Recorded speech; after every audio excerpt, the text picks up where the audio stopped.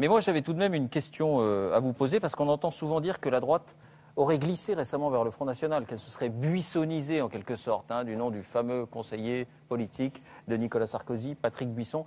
Eh bien, on a peut-être la mémoire courte. Alain Juppé, on est en 1990, vous êtes aux commandes du RPR avec Jacques Chirac, et sont organisés avec l'UDF des États généraux de l'immigration. Regardez, c'est un extrait du 20h de l'époque.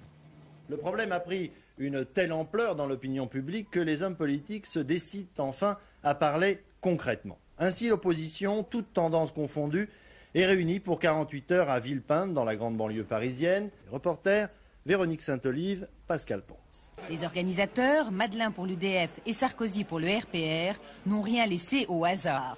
Entre le gouvernement et Le Pen, l'opposition se doit de proposer des solutions concrètes. Nous n'acceptons ni la xénophobie, ni la francophobie.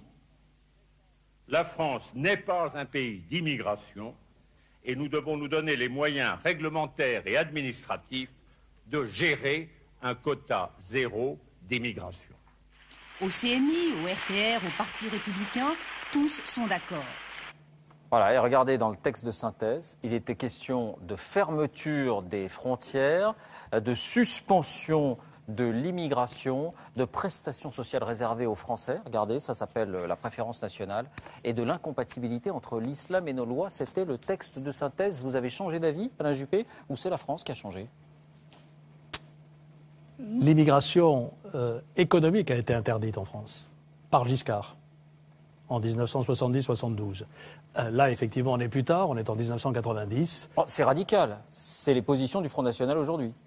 Oui, mais je ne partage pas cela. Rétrospectivement, je pense que c'était une erreur. À l'époque, vous étiez d'accord? Sans doute. J'étais membre du RPR. Bien. Bravo, vous avez marqué un point. Super. Avant de vous entendre, Jean-Daniel